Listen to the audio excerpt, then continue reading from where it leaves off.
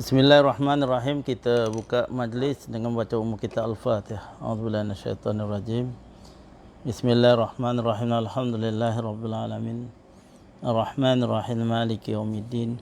Iyyaka na'budu wa iyyaka nasta'in. Ihdinas siratal mustaqim. Siratal ladzina an'amta 'alaihim ghairil maghdubi 'alaihim waladdallin. Amin. Bismillahirrahmanirrahim. Allahumma shalli wa sallim ala sayyidina Muhammad al-Fatih lima ughliqa والقاتم لما سبق والناصر الحق بالحق والهادي إلى صراط مستقيم وصلى الله عليه وعلى آله وصحبه حقا قدره ومقداره العظيم رب اشرح لي صدري ويسر أمري واحلل عقدة من لساني يفقهوا قولي بسم الله لا حول ولا قوة إلا بالله العلي العظيم. Alhamdulillah, pertama sekali kita banyak syukur pada Allah Ta'ala atas rahmat nikmat Allah. Kita masih dihimpun oleh Allah SWT untuk berzikir kepada Allah pada malam ini, insya-Allah. Sebelum itu kita bagi tazkirah mengenai tazkiyatun nafs, iaitu pembersihan jiwa daripada kegelapan kepada cahaya, kepada nur, kepada keesaan Allah SWT. Dan insya-Allah pada malam ini kita sambung balik bab penyakit tercelanya dunia, kecelaan dunia. Kerana dunia ini hakikatnya adalah kerana cinta dunia. Kita cinta dunia menutupi Allah. Dunia itu menjadi hijab bagi Allah SWT. Allah mencipta dunia dan tidak pernah dipandang dalam yang kita baca minggu lepas daripada Syekh Yahya Ibnu Hamzah Al-Yamani. Allah mencipta dunia dan tidak pernah dipandang olehnya. Kerana kebanyakan manusia yang berada di dunia bila diuji oleh Allah Ta'ala memandang dunia, mencintai dunia tetapi tidak mencintai Allah. Allah mencipta dunia untuk menguji manusia, tetapi manusia ketika diuji banyak terhijab, kan? Sedangkan dunia itu adalah jalan-jalan kepada Allah, tetapi mereka menjadikan dunia ini sebagai hijab yang menutupi Allah.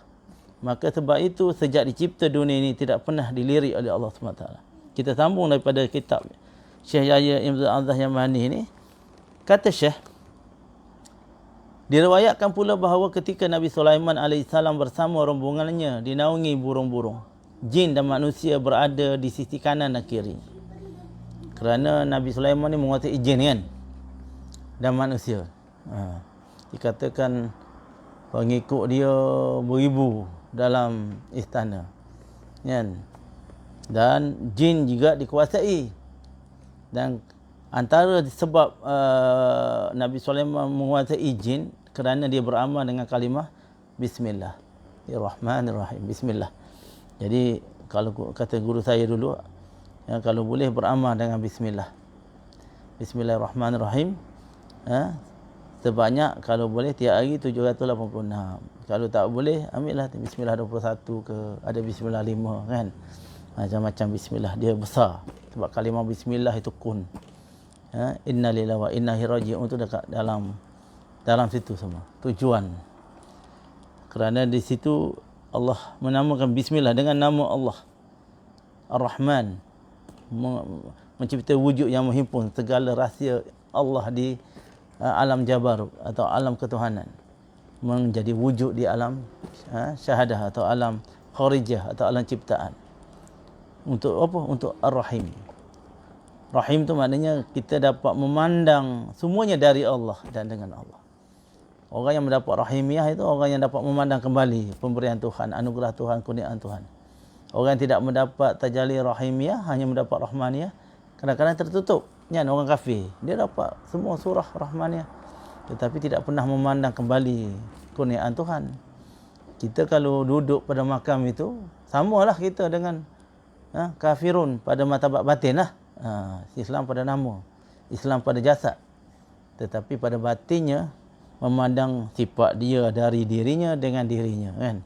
Nya tu kita bukannya Allah, kan. Jadi bila tidak dapat memandang dari Allah dan dengan Allah, yakni kurniaan Allah dan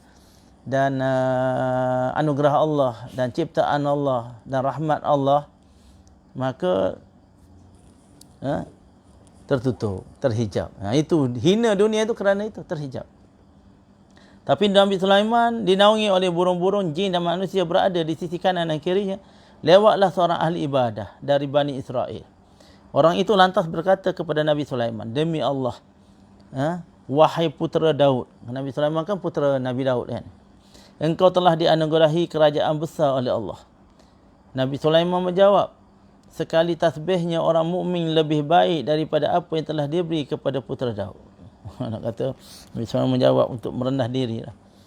Orang mukmin, orang yang mukmin ni orang beriman lah. Kalau Muslim tu orang Islam lah. Beza tu. Sekali tasbih orang yang mukmin, orang yang beriman. Orang yang mempercayai wujud Allah. Walaupun tidak diberi ilmu untuk penyaksian akan hakikat wujud, tetapi dengan hatinya dia wujud. Dia wujud pula. Dia percaya. Sami'na wa ata'na. Membenarkan dengan hati. Walaupun kalau nak dihujah, dia tidak mempunyai hujah yang mendalam tentang ma'rifatullah. Sekali tasbihnya orang mukmin, kata Nabi Sulaiman, lebih baik daripada apa yang telah diberi kepada aku, maknanya putera Daud. Sebab apa yang diberikan kepada putera Daud suatu saat akan lenyap. Kerajaan besar kan. Isteri dia 1,000. Nabi Daud, kalau tak silap saya 100. Nabi Sulaiman isterinya 1,000. Sedangkan bacaan tasbih akan kekal. Dalam hadis yang lain diriwayat bahawa pada suatu ketika Rasulullah sallallahu alaihi wasallam telah membaca surah Al-Takatsur lalu bersabda, anak Adam sering memanggil-manggil hartanya, hartaku, hartaku. Kan? Duit. Zikir dia duit kan. Ya, bekerja untuk duit. Bekerja di tampukang, tak ada waktu untuk zikir, tak ada waktu untuk ilmu kan, majlis ilmu untuk dekat dengan Tuhan. Sebab zikirnya hartaku. Yang itu Syekh Abdul Qadir Jalani kata tu. Yang dalam satu waktu dulu pernah dipanggil untuk hadiri majlis bersama pembesar kan, bersama ulama. Dia tak nak pergi, tapi pemerintah paksa dia pergi, macam memaksa lah. Dia pun pergi. Tengok, dia tak suruh berzikir, dia tengok je. Dia tengok orang berzikir dalam majlis yang dijemput oleh pemerintah. Kemudian dia tak ikut campur lah. Kemudian ketika diminta untuk bagi tazkirah, dia menolak. Pemerintah ajak dia supaya baca tazkirah. Bacalah, bagilah nasihat kan. Dia tak nak. Tetapi pemerintah tu macam pushing lah, macam memaksa. Jadi dia pun bangun bagi nasihat. Dia kata apa? Kebanyakan kamu ini, dia kata menyembah Tuhan di bawah tapak kaki aku. Jadi ulama-ulama yang duduk dalam majlis itu merasa terhina kan. Seolah-olah Tuhan di bawah tapak kaki Syekh Abdul Qadir Jalani kan, hina tu. Tuhan apa ni, tak faham. Jadi tapi tak ada orang berani dengan Syekh Abdul Qadir ni sebab dia karamah besar. Pemerintah pun takut kat dia. Dia kata kun boleh jadi kan. Jadi orang takut lah. Jadi sama-sama rasa terhina, tapi dia komplain. Ulama-ulama pakat komplain kepada mufti kerajaan Baghdad. Dia duduk Baghdad kan. Lepas tu dipanggil. Mufti pun oleh kerana pemerintah pun cakap macam tu, jadi dia panggil lah Syekh Abdul Qadir Jalani. Apa maksud tuan berkata kan, engkau ni sebenarnya menyembah Tuhan di bawah tapak kaki aku. Dia kata, tuan tengoklah sendiri bawah tapak kaki saya ada apa. Kan? Tuan mufti tadi pun ikutlah kan. Bila dia buka tengok bawah tu ada dinar emas. Dinar emas, tahu maksud dia? Maknanya zikir kamu tu kalau tak kena duit, gitulah. Tak mari duduk zikir la ilaha illallah. Kita ni zikir duit. Kerja kita bukan, tak pernah ada masa untuk Allah kan. Yang dia utama bukan tak boleh bekerja, tetapi peruntukkanlah waktu siang. Allah dah sebut dalam Quran, aku cipta siang dan malam kan. Sebahagiannya untuk bekerja, Allah kata sebahagiannya untuk tidur, berehat, dan sebahagiannya untuk beribadah kepada Allah. Jadi kita ni jangan zikirnya duit sampai tak ada masa untuk Allah. Maka anak-anak Adam sering kata ketika dalam hadis lain diriwayat bahawa pada suatu ketika Rasulullah membaca surah At-Takatsur lalu bersabda, Nabi bersabda, anak Adam sering memanggil hartanya, hartaku. Sama tadilah duit. Tidaklah kamu memperolehi bahagian dari hartamu itu selain apa yang kamu sedekahkan. Maknanya hak kita sedekah itulah harta kita hak kekal. Itu kan ada hadis lain yang kata kepada para sahabat kan. Adakah di antara kamu pernah berjumpa orang yang mencintai harta si waris? Harta si waris? Maknanya harta kalau kita mati kan bagi sama orang yang layak untuk dapat harta kita kan. Maka sahabat berkata, mana ada ya Rasulullah, kebanyakan manusia mencintai harta mereka lebih daripada harta waris. Kalau begitu Rasulullah kata bersedekahlah. Kerana yang sedekah itu yang menjadi harta kita di akhirat. Sedangkan harta yang kita simpan tu mati je menjadi si waris punya. Kan? Jadi kita banyak simpan daripada membelanjakan infak. Jadi infak tu perlulah dalam hidup kita untuk plan. Walaupun RM1, RM2 satu hari. Kan, at least ada infak. Atau yang kamu makan, yang kata kamu sedekahkan kemudian kamu mengekalkannya. Maknanya kekal untuk kita bagi walaupun sedikit. Atau yang kamu makan kemudian rosak. Atau yang kamu pakai kemudian usang. Maka Nabi SAW bersabda, dunia ini adalah rumah orang yang tidak memiliki rumah. Dunia ini adalah rumah orang yang tidak memiliki rumah. Harta orang yang tidak memiliki harta. Hanya orang yang tak berakal sehat yang sibuk mengumpulkannya. Nah, kita ni kalau kumpul harta sampai tak ada masa kan. Hanya orang yang tak beragama yang menyibukkan diri dengannya, kata Rasulullah. Hanya orang yang bodoh yang menghitungnya. Hitung duit berapa banyak dapat. Tak pernah hitung nama Allah. Hanya orang yang tidak berkeyakinan yang berusaha mengejarnya, kata Rasulullah. Berikutnya Rasulullah SAW bersabda, siapa saja yang memasuki waktu pagi dan perkara dunia menjadi perhatian besar dalam dirinya, maka dia tidak mendapat apa-apa dari sisi Allah. Dia justru akan sentiasa diliputi oleh 4 perkara. Yang pertama, rasa bingung tiada akhir. Kan? Bingung lah. Bingung semua. Pening. Buat dunia kan pening. Yang kedua, kesibukan tidak pernah selesai. Yang ketiga, rasa kekurangan yang tidak cukup-cukup. Tak cukup sama duit. Kan? Simpan 10 juta pun, 1 bilion tak cukup juga. Tak ada 1,000, bila dapat 1,000, kan? Maknanya rasa tak cukup juga. Bila dapat 10,000, yang tak ada 10,000 rasa nak 10,000. Bila Allah bagi 10,000 rasa tak cukup lagi. Kan? Yang keempat, angan-angan yang tidak pernah berujung. Kita berangan semua nak dunia ni. Tidak pernah berangan untuk nak Allah SWT. Usaha kita itu sepenuh hati kita tertumpu kepada zikir tadi. Allah, Allah. Tapi bukan Allah, Allah, duit. Kan? Jadi kita kena hati-hati dengan tipu daya dunia. Kan? Jangan terpesona keterlaluan. Dunia itu dicipta untuk kita menyempurnakan perjalanan kita kepada Allah SWT. Bukan dicipta untuk dunia. Kita dicipta untuk Allah. Kan? Kalau orang yang syariat dicipta untuk syurga, kan, kembali. Tapi kalau orang tarekat dicipta untuk Allah. Tauhid maksud dia. Beliau juga bersabda, wahai Abu Hurairah radhiyallahu an, maukah jika semua dunia ini aku tunjukkan kepadamu?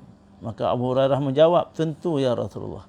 Setelah itu beliau meraih tangan Abu Hurairah dan membawanya ke sebuah tempat sampah yang di dalamnya terdapat kotoran, sisa makanan, tulang belulang.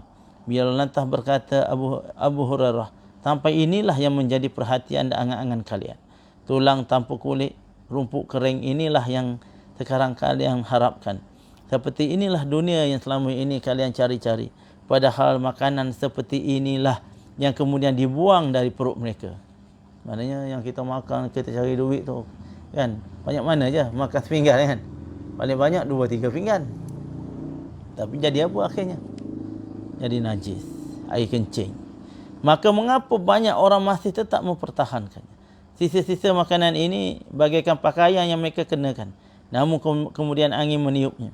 Tulang ini adalah bekas tulang haiwan yang bisa mereka tunggangi di saat berpergian. Siapa saja yang menangis kerana dunia, maka menangislah. Abu Hurairah radhiyallahu an berkata, sementara itu kami terus menangis, bahkan semakin keras. Nak kata bahawa dunia itu adalah perempuan. Dalam Isra' Mi'raj kan, Rasulullah menggambarkan, Allah menggambarkan dunia itu sebagai wanita tua, kan, yang bongkok, yang pakaian, barang kemas yang berat. Ya? Dan kita tetap menoleh. Tapi Rasulullah tak menoleh kan? Dia panggil. Tapi tetap Rasulullah tak menoleh. Karena Jibril berkata, kalau engkau menoleh, pasti umat kau akan memandang. Itulah ibarat dunia. Nak kata. Perempuan tua yang kita masih terpikat. Itulah tipu daya dunia. Tetapi dia mempersona.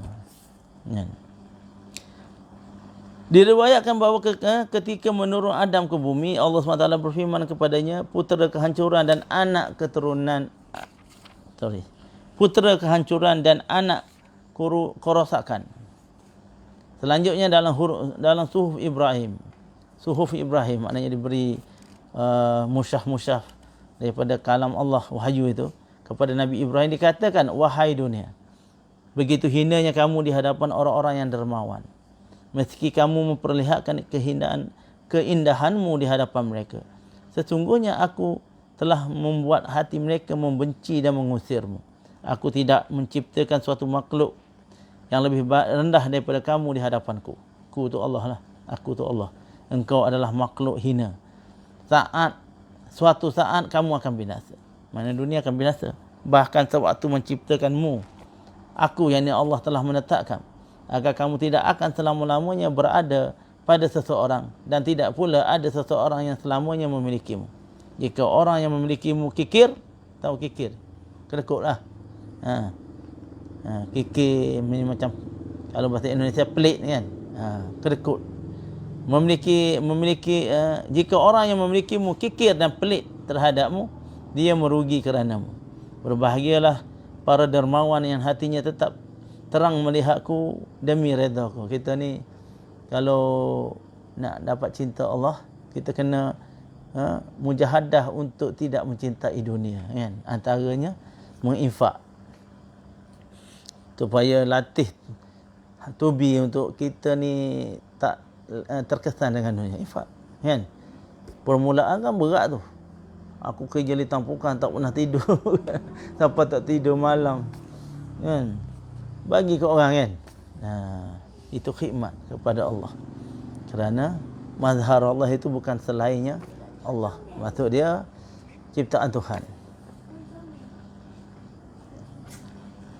Berbahagialah para dermawan yang hatinya tetap terang melihatku, melihat Allah dan sifat-sifat Allah, dan demi redaku. Orang yang mencari redha Allah, kan, hati mereka tetap jujur dan istiqamah.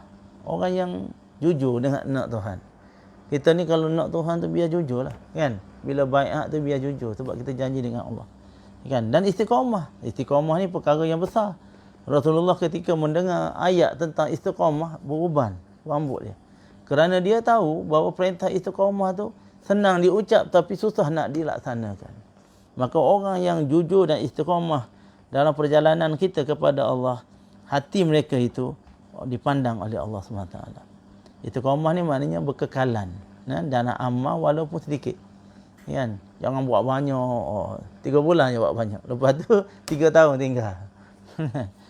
Istiqamah ni bermakna kebaikan itu kita buat, kan, berkekalan, walaupun kadang-kadang tak banyak. Berbahagialah mereka, kata Rasulullah, aku telah menyiapkan balasan ketika bangkit dari kubur mereka. Bukan kata Rasulullah, ini kata Allah dalam musyaf suhuf Nabi Ibrahim. Berbahagialah mereka, orang yang macam tadi. Aku telah menyiapkan balasan ketika bangkit dari kubur mereka. Cahaya terbentang di hadapan mereka. Malaikat mengelilingi mereka sampai aku, yakni Allah, membawa mereka menuju ke keredaan rahmatku. Kata dalam musyaf Nabi Ibrahim.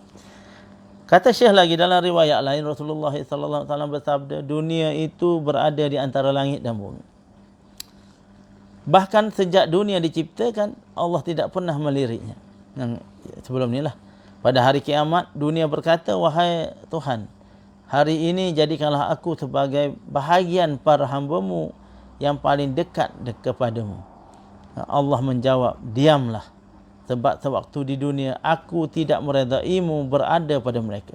Namun pada hari ini, aku telah meredaimu berada pada mereka.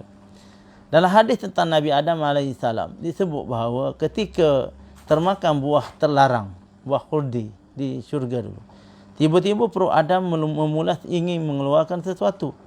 Memang tidak ada makanan yang dilarang selain buah terlarang itu, kuldi di syurga. Dan dalam tafsir Sufi ada sebut bahawa pokok kuldi itu katanya pokok nafsu.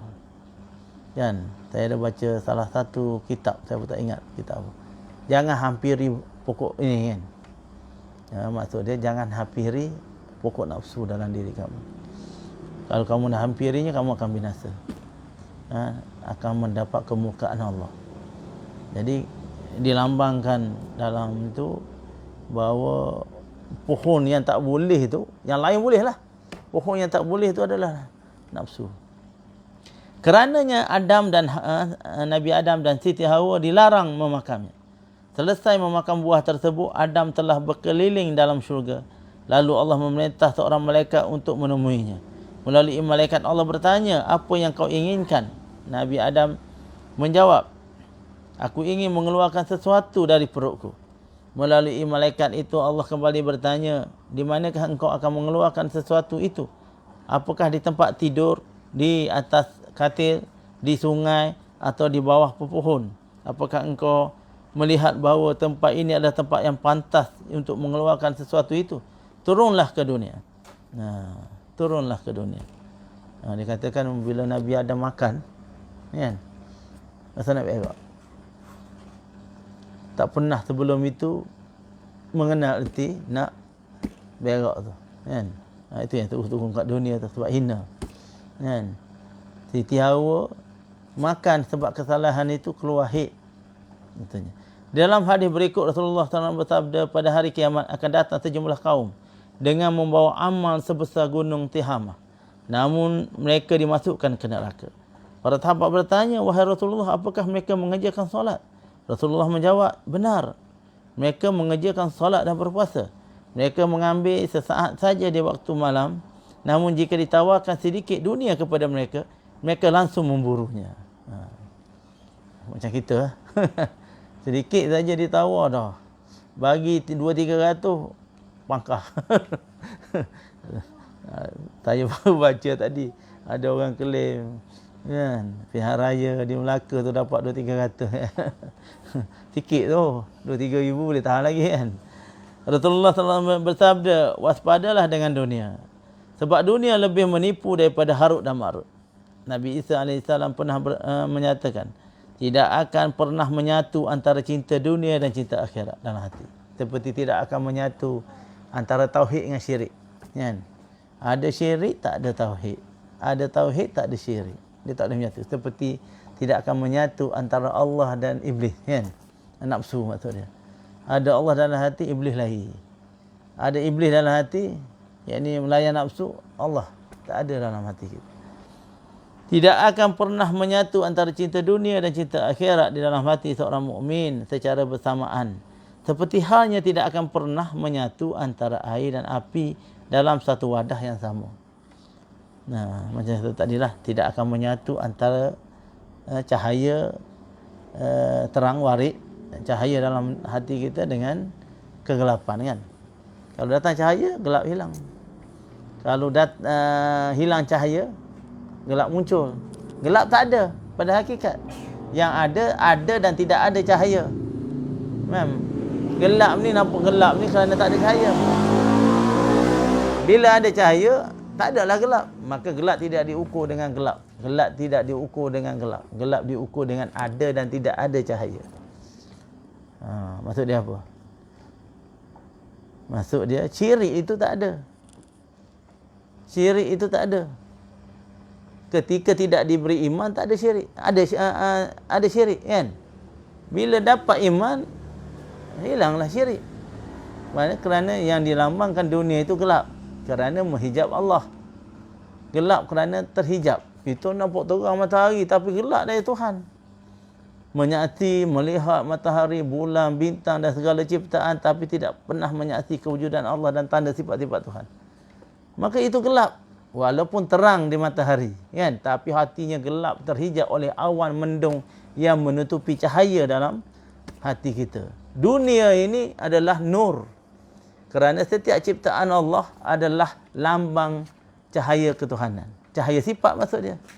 Tetapi ketika semua itu ditutupi oleh makhluk yang bernama dunia, tak ada Allah, kan? Maka hinanya dunia kerana hal tersebut. Dan itulah yang menyebabkan Allah tidak pandang dunia. Kerana majoriti manusia tertipu dengan dunia. Diriwayatkan pula bahawa malaikat Jibril berkata kepada Nabi Nuh alaihi salam, "Wahai Nabi yang paling panjang umurnya, bagaimana engkau menemukan dunia?" Beliau menjawab, "Dunia bagaikan sebuah rumah dengan dua pintu. Aku masuk melalui pintu yang satu dan keluar melalui pintu yang lain." Kemudian Jibril juga berkata kepada Nabi Isa AS, "Seandainya engkau membuat rumah." Nabi Isa menjawab, "Apakah cukup bagi kita pakaian usang bekas orang sebelum kita?" Suatu hari Rasulullah SAW menemui para sahabat lalu bersabda, "Apakah di antara kalian yang menginginkan agar Allah menghilangkan kebutaannya dan membuatnya melihat?" Rasulullah jumpa seorang sahabat lalu bersabda, "Adakah di antara kalian yang menginginkan agar Allah menghilangkan butanya dan membuatnya melihat?" Ingatlah, orang yang sangat mendambakan dan mengangan-angankan dunia, dibutakan Allah akan mata hati. Kita ni kalau kejar dunia berlebihan, Allah butakan mata hati kita. Sebab itu susah kita nak pandang amal-amal, ilmu-ilmu yang bermanfaat untuk dekat dengan Tuhan. Sedangkan kalau kita baca yang sebelum ni kan, dunia ini tidak tercela dengan dua perkara saja. Syekh katalah, Syekh Hamzah Al-Yamani kata, kalau ada perkara itu akan tidak menjadi dunia itu tercela baginya. Apa dia? Yang pertama ilmu. Terutama ilmu-ilmu yang dapat mendekatkan kita kepada ketuhanan. Tauhid lah. Terutamanya ilmu tauhid lah, ilmu yang ketuhanan, ilmu yang bawa hati untuk memandang ketuhanan. Ilmu doktor tu okey juga kan, tapi kalau doktor tu mau dapat belajar doktor hingga mendapat menyaksi keagungan Allah, lagilah hebat. Tapi tak pernah nak bawa ke situ. Dunia-dunia kan, berhenti, tutup. Kita belajar sains, tutup sifat Tuhan. Kan sains, hingga kita rasa sains tu satu parameter kan. Sains adalah sains, agama adalah agama. Padahal sains itu adalah parameter ketuhanan. Tapi ustaz kita, cikgu kita tak pernah bawa pun kepada parameter ketuhanan dalam membentangkan ilmu sains. Itu menyebabkan ilmu itu tercela. Kerana menutupi Allah. Orang yang mendambang dan mengangankan dunia dibutakan oleh mata hatinya. Sebaliknya orang yang berzuhud, orang berzuhud ni apa? Berzuhud dalam tasawuf adalah hati yang tidak hati yang tidak berbekas dengan dunia. Hilang duit juta dengan RM10 super. Tak terbekas. Bagi orang kata hilang RM10 dengan hilang RM1 juta. Orang yang tak terbekas tu orang apa? Gila kan? Dah. Juta dengan duit RM10 tak terbekas. Bagi dia super je. RM10 dengan hilang sejuta super. Tak rasa terbekas di hati. Itu yang Allah dah kan, dah dunia membuat hatinya tidak, dunia ini apa pun berlaku tidak membekas sangat kan. Maknanya itu zuhud bagi orang sufi. Bagi orang syariat, kalau zuhud itu meninggalkan pakaian yang indah kan, makanan yang lazat, compang-camping, pakai pakaian yang kusuk masai kan. Itu bagi orang syariat. Beza dengan orang sufi. Orang sufi zuhud tu maknanya dunia tidak memberi bekas hati dia. Kan, dapat tak dapat super. Macam Rabi' ada biar kata, orang yang diberi musibah dengan orang yang diberi anugerah oleh Allah Ta'ala sama bahagia.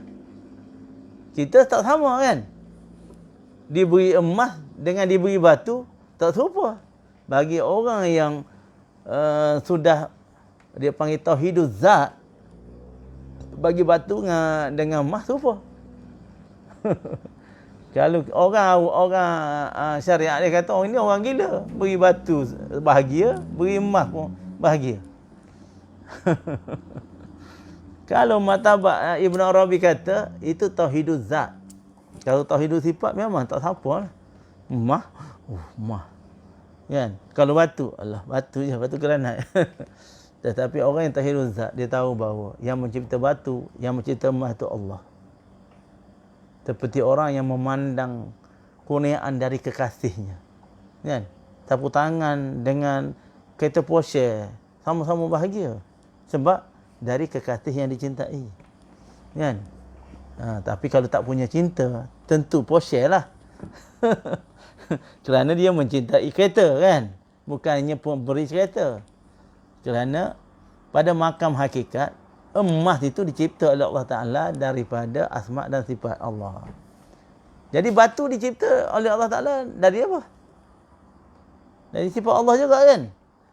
Jadi makam sifat tu yang dipandang, bukannya emas dan batu.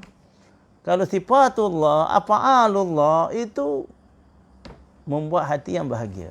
Tapi sebab kita tak boleh, nur basirah kita tidak menembus pandang makna hakikat, simbol hakikat tu, menyebabkan emas pasti akan lebih bahagia jika dibandingkan dengan diberi batu. Tapi bagi orang makrifat, kedua-duanya dari zatullah, lambang cinta, kan?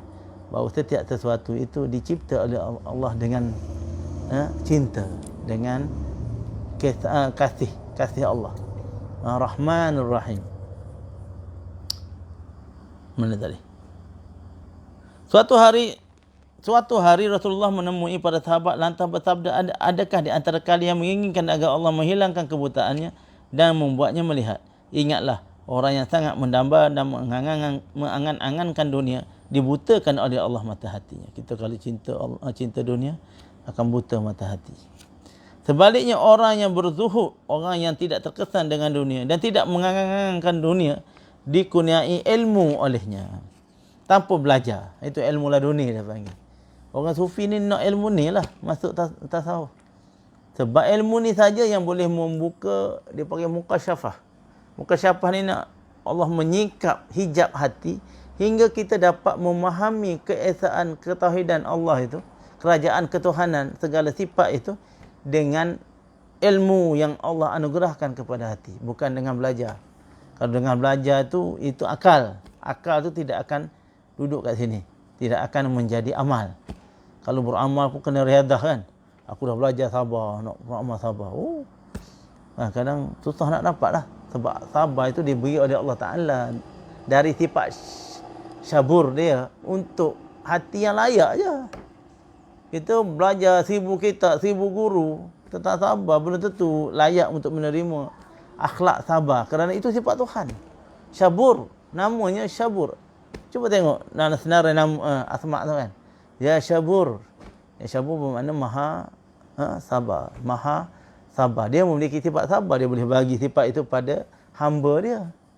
Dan tak semua orang layak walaupun mengajar dah 1000 masjid.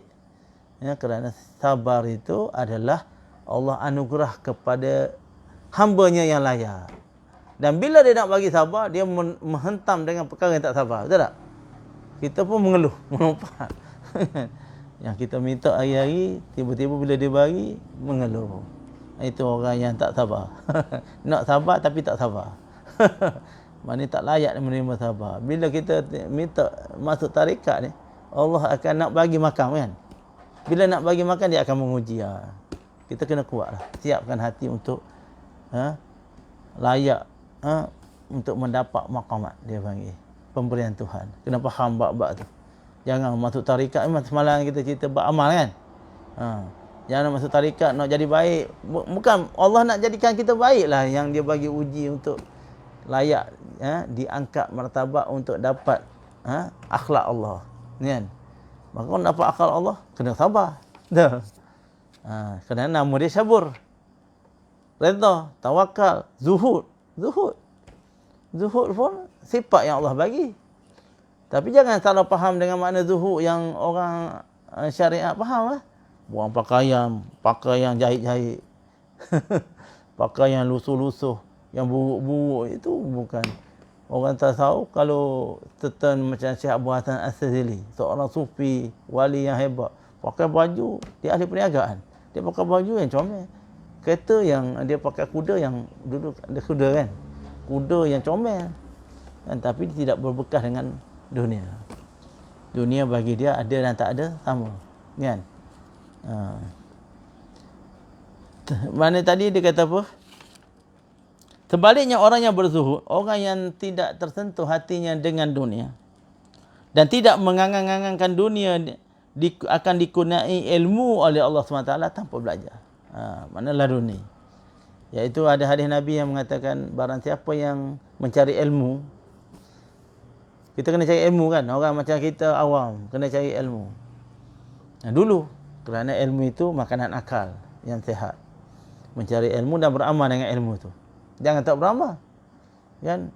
Mencari ilmu, dah tahu ilmu, amal lah. Dan Allah akan uji dengan ilmu. Bila kita datangi Allah dengan ilmu, Allah akan uji dengan ilmu itu. Mana amalmu? Kan? Hati-hati. Banyak orang yang berilmu jatuh juga. Nanti bila dia uji, dia jatuh. Dia bukan tak tahu. Tahu. Kebanyakan buat dosa kat dunia ni. Kebanyakan yang tahu itu dosa kan. Tetapi buat juga. Kenapa? Kerana dia dah tahu berbuat dosa itu pandangan Allah jauh. Tetapi ketika dia diuji dengan ilmu yang dia tahu itu, dia gagal. Jadi kena ada amal kan. Yang kita kata tadi, mulianya di dunia ini, kata Syekh, dengan ilmu dan amal. Maka kalau kita sibuk dengan ilmu dan beramal dengan ilmu itu, belajar ambil zikir, belajar buat dengan amal lah zikir. Jangan ambil zikir dengan 1000 guru tapi tak amal kan. Tak pergi baiat dengan 1000 guru, 1000 wali. Ada Syekh Abdul Wahab Syarani sebut dulu, ada murid berbaiat dengan 1000 wali tapi simpan saja, tak berguna kerana kamu tidak memanggil hujan. Hujan apa? Nak tumbuhkan pohon tauhid. Guru hanya menanam, kamu tak tumbuhkan seruan untuk datang hujan kan. Zikir lah maksud dia, zikir untuk menurunkan rahmat nur warid, supaya kemudian benih yang ditanam di dada kamu itu, di hati kamu itu tumbuh kan, menjadi pohon dan berbuah manis. Ya, ini pohon tauhid. Berbuah boleh bagilah benih tu kat orang lain. Kalau tak berbuah nak bagi apa? Tengok jelah daun. Ketahuilah sepeninggalanku akan ada suatu kaum, kata Nabi, yang mereka tidak memperolehi kekuasaan kecuali harus membunuh dan memaksa pihak lain kan. Maknanya sudah Nabi tak ada, orang nak dapat kuasa, bunuh orang, fitnah orang, masuk dalam penjara orang kan. Dan memaksa pihak yang lain. Tidaklah mereka memperolehi kekayaan kecuali harus berbangga diri dan kikir. Kedekut pula tu kan, simpan bilion dalam ni. Tidaklah mereka mencintai dunia kecuali harus mengikuti hawa nafsu. Siapa saja di antara kalian yang mengetahui semua ini, maka dia akan bersabar atas kefakiran dan menikmati kecukupan yang ada. Bersabar atas orang yang membencinya. Banyak orang benci kita kalau nak jalan, tapi Tuhan ni orang akan banyak benci. Dan menikmati kecintaan Allah. Kita tak perlu manusia, kita perlu Allah. Bersabar atas segala kehinaan dan menikmati kemuliaan. Kemuliaan di sisi Tuhan, kehinaan di sisi makhluk.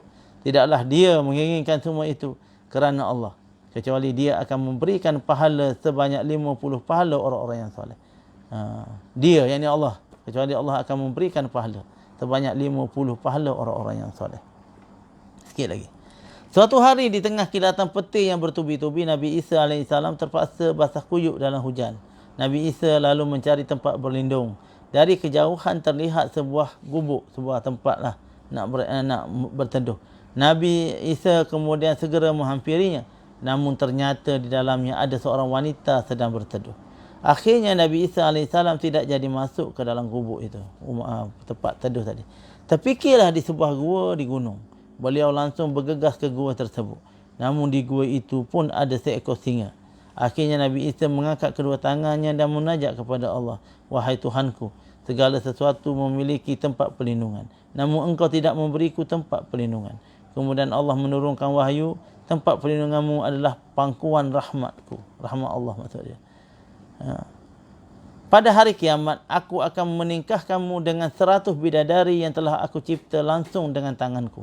Aku akan menyajikan makanan dan singgah sanamu selama 4000 tahun, yang satu harinya bersamaan umur dunia. Aku juga akan memerintah seorang penyeru, di manakah orang-orang zuhud terhadap dunia, dan datangilah penghulu orang-orang zuhud, yakni Nabi Isa ibnu Maryam. Kan Nabi Isa kan dia pakai Kan dia tidak mencintai dunia, kan. Dia pakai pun relax je. Kan. Nabi Isa alaihissalam menjawab, celakalah pemilik dunia yang meninggal dan meninggalkan dunia. Celakalah pemilik harta yang melindungi dunia dan diagungkan oleh dunia. Celakalah orang-orang yang terpedaya oleh dunia. Bagaimana mereka didekati oleh sesuatu yang mereka benci. Bagaimana pula mereka meninggalkan sesuatu yang mereka cintai. Apa yang dijanjikan kepada mereka pasti datang. Celakalah orang-orang yang menjadikan perhatiannya pada dunia dan semua amalnya adalah kesalahan. Kesalahan maknanya tak ikut apa yang dicintai oleh Allah. Kan? Kita ni suka cari benda yang Allah tak berapa suka, kan? Allah suka tu tak nak cari pula. Sebab itu nafsu. Bagaimana esok dia menyikap dosa-dosanya. Maknanya di akhirat nanti bagaimana. Diriwayatkan pula bahawa Allah SWT menurunkan wahyu kepada Nabi Musa AS. Apa gunanya untukmu berada di rumah orang-orang zalim? Sejatinya rumah itu bukanlah rumah untukmu. Keluarlah darinya, tinggalkanlah dengan akal sehatmu. Sesungguhnya rumah yang paling buruk adalah rumah orang-orang yang zalim. Kecuali orang yang di dalamnya ada yang selalu berbuat baik. Kita ni, apa nasihat di sini? Kita ni kalau nak berkawan, jangan cari orang yang lara, kan? Orang yang tak bawa kita kepada Allah. Kan? Kalau kawan-kawan gitu, jangan jadi kawan baik di mereka. Kerana kita akan terpesona dengan mereka. Itu orang-orang yang menzalimi diri maknanya. Wahai Musa, Nabi Musa lah, rumah yang dipakai beramal baik itu adalah rumah yang paling baik. Maknanya hati kita ni, rumah yang dimaksud tu hati, kan. Kalau beramal baik, jadi rumah yang paling baik lah. Jadi kita ni kalau nak berkawan, cari orang yang baik-baik. Kalau nak jadi baik. Kalau nak jadi setan, carilah setan. Maknanya kata Nabi SAW, akhlak kita itu dilihat pada kawan kita, kan. Jadi kalau kita jahat sekalipun, kalau kita nak jadi baik, hampiri orang yang baik-baik. Sesungguhnya akulah, yakni Allah, yang mengawasi orang zalim dan menolong orang-orang yang dizalimi. Abu Sa'id Al-Khudri meriwayatkan bahawa Rasulullah SAW bersabda, sesungguhnya yang paling kutakuti adalah keberkahan bumi yang dikeluarkan oleh Allah kepada kalian. Seseorang bertanya kepada beliau, apa keberkahan bumi itu? Beliau menjawab, kembang dunia. Dalam riwayat lain, Rasulullah bersabda, janganlah kalian menyibukkan hati untuk mengingati dunia. Dari hadis ini dapat disimpulkan bahawa mengingat saja sudah tidak boleh, apalagi memilikinya, kan. Jadi kita jangan terpesona dengan dunia ni hingga meninggalkan Allah, kan. Meninggalkan majlis ilmu dan amal yang baik untuk dekat dengan Tuhan. Dunia ini menipu, kan. Tapi kalau dunia itu dapat disingkapkan hijab dia, maka itu semua adalah tanda-tanda jalan-jalan untuk ma'rifatullah, kata Syekh Abdul Qadir Jalani. Maknanya kalau menjadikan hal tersebut, mulialah dunia itu. Sebab semua jalan. Kita tak akan dapat akhirat tanpa dunia, kan. Tapi malangnya dunia itu menghijab kita daripada akhirat. Selanjutnya Nabi Isa AS bersabda, siapa yang membangun sebuah rumah di atas gelombang laut, waspadalah kalian. Jangan pernah menjadikan dunia sebagai tempat tinggal kalian. Kemudian pernah ada seorang yang meminta nasihat kepada Nabi Isa AS. Ajarkanlah kepada kami satu amal yang mengundang cinta Allah kepada kami. Nabi Isa AS menjawab, bencilah dunia, nescaya Allah akan cinta kepada kalian. Rasulullah SAW juga bersabda, seandainya kalian tahu apa yang aku tahu, tentu kalian akan sedikit ketawa dan banyak menangis serta meninggalkan dunia. Dalam riwayat yang lain, Nabi SAW bersabda, wahai pencari dunia, berbuat baiklah. Maksudnya banyakkan kebajikan, kan. Perkara yang dapat melahirkan kebaikan dan juga kebajikan kepada umat. Bahkan jika kalian meninggalkan dunia, artinya kamu telah berbuat lebih baik. Kemudian Rasulullah SAW bersabda, sepeninggalanku dunia akan datang memakan iman kalian. Dunia akan datang memakan iman kalian. Kerana itu orang bekerja dunia sanggup buat apa saja, kan. Seperti halnya api memakan kayu bakar. Diriwayatkan pula suatu ketika Nabi Isa AS bertemu dengan seorang lelaki yang sedang menangis. Nabi Isa bertanya, ya Tuhanku, hamba-Mu sedang menangis kerana takut kepadamu. Maka Allah SWT berfirman, wahai putera Imran, sekalipun otaknya terjatuh seiring dengan jatuhnya air mata kedua matanya, aku tidak akan mengampuninya sebab dia seorang pecinta dunia. Allah tak pandang. Itulah sejumlah hadis yang telah kami sampaikan tentang tercelanya terhadap dunia. Cukup untuk malam ni. Sebab ini kalau mula-mula kalau kita baca dulu bagaimana Syekh Yahya Ibnu Abdul Yamani memberi dalil Al-Quran tentang tercelanya dunia. Kemudian yang kedua, Syekh memberi hadis-hadis. Yang kita baca ni masih hadis tentang banyak lagi hadis. Tapi antara hadis yang disampaikan mengenai tercelanya dunia. Ada yang ketiga, kita akan sambung bagaimana para sahabat, kan, orang-orang soleh berpesan tentang tercelanya dunia. Kita akan sambung kemudian insya-Allah. Itu kita kena letak dalam hati kita bahawa dunia ini adalah untuk mencari keperluan untuk dekat dengan Allah. Orang yang nak dekat Allah perlu duduk di dunia. Dan kita masih duduk di dunia. Betul? Masih duduk di dunia, tak kembali lagi. Berapa banyak kawan kita, macam kawan saya sendiri pun dah ramai kembali ke rahmatullah, dalam rahmat Allah mudah-mudahan, kan. Kita ini masih di dunia, masih ada peruntukan untuk ubudiyah dan menjadi kehambaan. Maka tanamkan semangat kita supaya kita tidak tertipu di dunia dan menjadikan setiap saat kita itu, setiap minggu itu ada bahagian untuk kita mendampingi Allah dengan ilmu dan amal yang baik, kan, yang bermanfaat, terutamanya ilmu-ilmu yang berkaitan dengan ketuhanan yang membawa untuk hati kita menyambung kepada Tuhan, kan. Dan beramallah amal-amal yang dapat membawa kepada nilai-nilai baik yang diredai oleh Allah SWT. Kerana dengan ilmu dan amal tadi menjadikan dunia ini mulia, kan, bukan tercela di sisi Allah SWT. Allahu a'lam. Cukup untuk malam ini. Mudah-mudahan kita mendapat iktibar nasihat-nasihat yang baik untuk kita beramal. Mudah-mudahan Allah mengampuni kita atas kelalaian kita dan menjadikan kita sentiasa dibimbing ke jalan mustaqim, jalan-jalan orang yang redai oleh Allah Ta'ala, jalan-jalan orang yang tidak terkesan dengan dunia, jalan-jalan orang yang tidak menjadikan dunia ini sebagai hijab untuk menutupi Allah, malah menjadikan dunia ini sebagai jalan ma'rifatullah, jalan untuk memahami akan kerajaan ketuhanan dan keesaannya, jalan untuk kita menyaksi akan hak-hak ketuhanan hingga fana dan baqa bersama dengan hak-hak Tuhan. Allahu a'lam. Kita tutup majlis kita dengan surah Wal 'Asr. Bismillahirrahmanirrahim. Wal 'asri innal insana lafil khusrin illa allazina amanu wa 'amilus salihati wa tawasaw bil haqq wa tawasaw bis sabr.